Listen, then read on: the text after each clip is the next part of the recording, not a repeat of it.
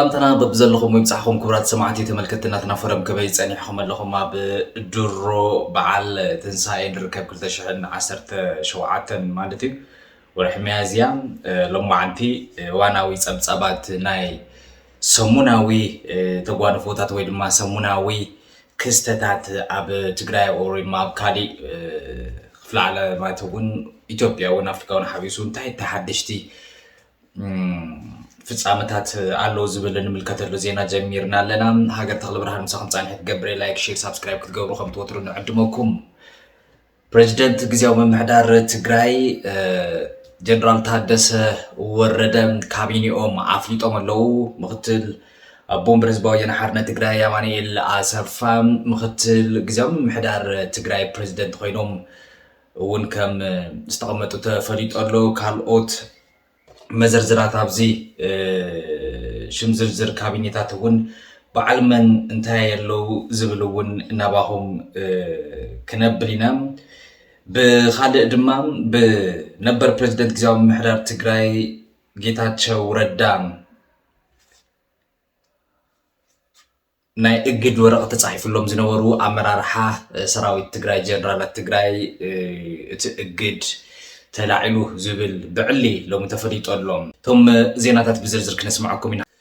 ኣብ ልዕሊ ሰለስተ ጀነራላት ትግራይ በነበር ፕሬዝዳንት ግዚያዊ መምሕዳር ትግራይ ማለት እዩ ጌታቸው ረዳ ተጻሒፉ ዝነበረ እግድ ከም ዝተላዓለ እናተናፈረ መረጋግጽ አላ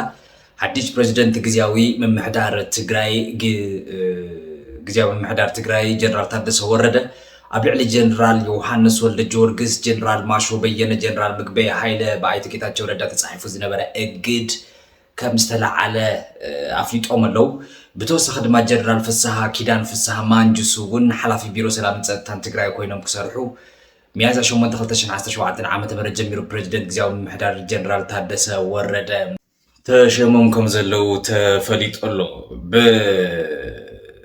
ዝበጽሕና ሓበሬታ ወይ ድማ ከም ሰማዕናይ እንድሕርዳኣ ኮይኑ እንድሕርዳት እዚ ቀጽላ ነገርኩም ጸዲቁ እንድሕርዳኣ ኮይኑ ውን አባላት ሓድሽ ካቢኔ ግዚያዊ መምሕዳር ትግራይ አማኒኤል አሰፋ ምክትል ፕሬዝዳንት ግዚያዊ መምሕዳር ትግራይ ተወልደ ገብረ ጻድቃን ቢሮ ማይ ሃፍቲ ኢሳያስ ታደሰ ቺፍ ሴክሬታሪያት ዮም ዶክተር ፍስሐ ጽዮን ውን ቢሮ መምሕዳር መሬት ኮይኖም አለው ብርክቲ ቢሮ ማዕድን ኤልሳ ቢሮ ቲቬት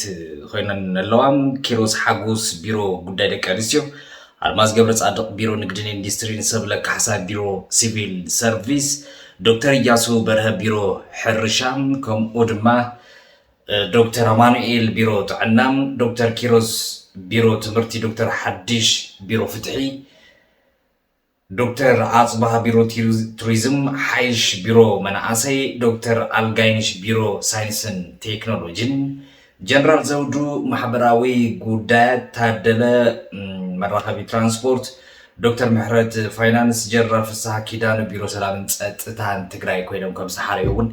ናትና ፎረም ሕዚ ዝበጽሐ ጸብጻቢው ዘርድ ኣብ ሹመት ሓድሽ ካቢኔ ግዚያዊ መምሕዳር ትግራይ ጀነራል ታደሰ ወረደ ወዲ ወረደ ዘለኩም ርእይቶ እንታይ ይብል ወይ ድማ እንታይ ይመስል እስኪ ስኹም ርእይቶኩም ኣቕምጡልና ኣብ ዝቕጽል ዜና ንሓልፍ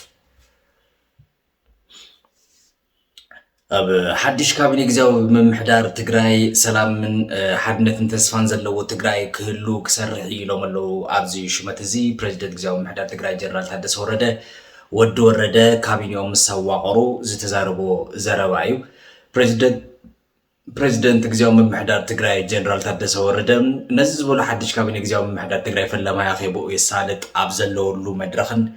ካቢኔኦም ኣብ ዘፍለጡሉ እዋን ከም ዝኾነ እውን የተሰሚዑ ዘሎም እቲ ካቢኔ ንዝሓለፉ 2 ዓመታት ዝነበረ ውሽጣዊ ሓርጎጽ ጎጽ ክፈትሕ ጽቢት ይግበረሉ ዝበሉ ፕሬዝዳንት ታደሰ ወረደ ኩሎም መንግስታዊ ስራሕቲ ኣንፈት ትኹረታ ነጺሮም ዓበይቲ ጸገማት ትግራይ ኣብ ዘሎ ሓጺር እዋን ስግግር ክፍትሑ ይግባእውን ኢሎም ኣለው ንሓዋሩ ዘተኣማመን መንገዲ ንምትሓዝ እውን ሓላፍነት ናይቲ ካቢኔ ክኸውን ከም ዘለዎ ትኹረት ነጺርና ብዝተለጸሩ ዛዕባታት እውን ክንረባረብ ኢናውን ኢሎም ቃል ኣትዮም ኣለዎም ኣብቲ ፈለማይ ኣኺባ ሓድሽ ካቢኔ ግዚያዊ መምሕዳር ትግራይ ጸንሑ